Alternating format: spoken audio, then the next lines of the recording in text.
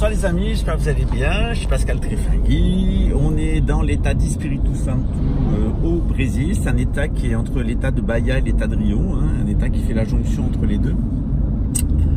C'est un état qui est assez bien géré. L'essence est moins chère entre autres. Les routes y sont assez bonnes.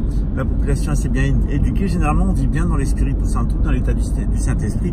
Et peut-être cela est-il dû à des plus grands Bouddhas du Brésil. C'est là qu'on trouve ce grand Bouddha zen qu'on vous avait montré à l'aller.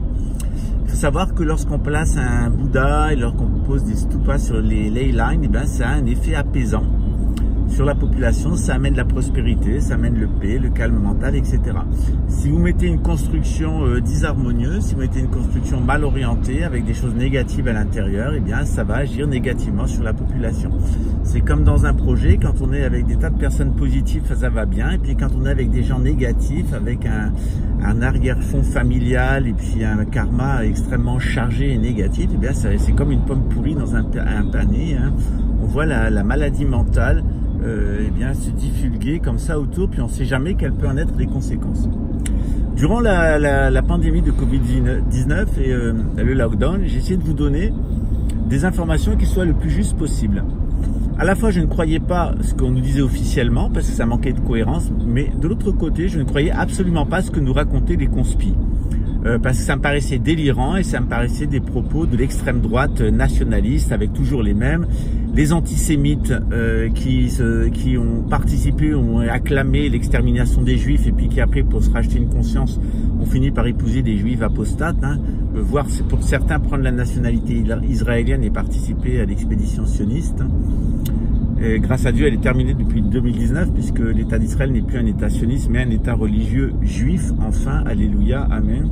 Et puis d'autre part, il y a cette espèce de démence totale aussi dans un projet, des personnes qui amènent de la violence, beaucoup de violence intérieure. Donc il faut vraiment faire très très attention à cette violence. Et par exemple dans les loges maçonniques, moi j'ai la chance d'avoir pratiqué le rite écossais, c'est un rite qui est extrêmement paisible et qui nous rappelle les grandes vérités métaphysiques et puis la venue du grand pape, du grand monarque, du Mashiach et du Mahdi. Et nous dit qu'on va passer évidemment une phase de chaos à un moment où la race des Édomites aura pullulé sur la terre, c'est Gog et Magog. Et puis elle va amener ce monde à sa destruction parce que c'est une race fausse, c'est une race hypocrite, c'est une race méchante. Pendant cette pandémie, on a vu que il y avait des personnes qui mouraient. Nous, on a fait des enquêtes pour savoir si elles étaient vraiment mortes du Covid-19 ou pas. Alors, il y aurait beaucoup à dire sur cette question. On en était arrivé, en fonction de nos propres expériences et d'analyses statistiques, de penser qu'il y avait environ 270 000 morts au Brésil de la Covid, ce qui est terrible. C'est-à-dire que, on aurait pu avoir les mêmes résultats que la Chine si on avait fait comme les Chinois, c'est-à-dire le protocole du docteur Chang, ce que nous on a utilisé, avoir de l'ivermectine, de la vitamine C, tous les médicaments qui étaient disponibles, l'artémisia qui est très bon contre la grippe. Et puis évidemment, on aurait pu aussi avoir un vaccin comme le vaccin chinois, le Coronavac ici au Brésil, ou le Sinovac en Chine, qui sont des vaccins tout à fait traditionnels, sans protéines spike, sans nanotechnologie, etc., qui ont été développés à partir d'anticorps, qui ont été développés par des personnes, qui ont été mis au point à partir d'anticorps de personnes qui avaient développé le Covid et qui avaient guéri. On avait passé, je dois dire pour ma part, je suis passé à côté des cas de suicide. Et on a eu un boom des cas de suicide pendant le Covid, des gens qui sont restés chez eux, les entreprises qui ont fait faillite, les gens qui ont perdu leurs revenus, des couples qui se sont détruits, les morts.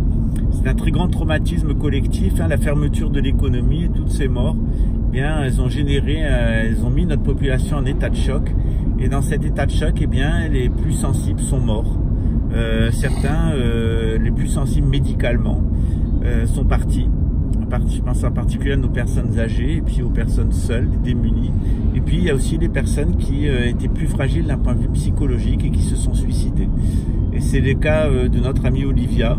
Elle a été très très affectée par ce qui s'est passé en Belgique au moment de l'épidémie de Covid. Elle était une extraordinaire journaliste d'investigation, extrêmement intègre, extrêmement sincère. Bien entendu, elle était ciblée par le système de Psychotronic qui a tout fait pour la détruire, et elle en a fait bien très classiquement chez les personnes qui sont ciblées psychotroniquement par les tortionnaires de la bête qui écoute. Et bien, ils sont rentrés dans ses failles cognitives, et à force de la suggestionner pour être malade, ou à force de la suggestionner pour ne pas mettre le nez dans les enquêtes, et à force de la suggestionner pour qu'elle se suicide, eh bien, elle a fini par le faire. On lui avait pourtant expliqué comment ça marchait, de quoi il s'agissait, etc. Elle allait beaucoup mieux, et son exemple, eh bien, il doit nous faire penser à toutes les personnes qui se sont suicidées pendant cette épidémie de Covid. Et il y a une nouvelle vague qui arrive, comme je vous l'avais annoncé, maintenant en Europe. Il y a un boom, non seulement des cas, mais des hospitalisations. Ça, c'est plus important. Les cas, c'est pas très important, mais les hospitalisations, notamment en Espagne. En France, ça démarre aussi. Pendant les élections présidentielles et la guerre en Ukraine, eh bien, il semble que le Covid avait fait une pause et qu'il soit reparti dans les airs, très certainement aussi à cause des avions, c'est-à-dire à cause des déplacements humains, et puis parce que toutes les mesures sanitaires ont été levées d'un seul coup, et que face à des gens qui avaient été enfermés, eh bien, l'immunité collective n'a pas très bien marché, plus toutes les problématiques qui sont liées, eh bien, à cette fameuse protéine, hein, qui a rendu pas mal de personnes contagiantes. Voilà.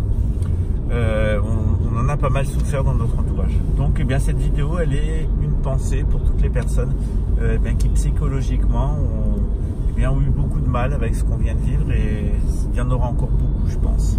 Et c'est pour ça qu'il faut vraiment être très croyant.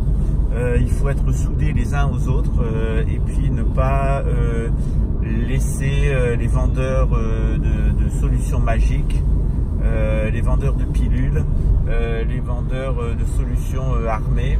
Vous voyez que les Guidestones ont explosé. Alors ça pourrait être un acte isolé. Speed camera reported ahead. Le fait que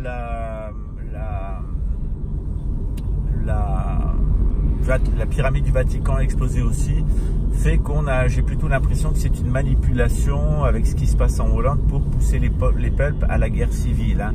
Donc on passe maintenant à la phase de l'Armageddon civil, que je vous avais d'ailleurs annoncé depuis 2015 et dont j'avais repris la thématique en 2019, c'est-à-dire préparez-vous à une guerre civile dûment organisée sur fond de pénurie par le pouvoir en place. À très bientôt, ciao.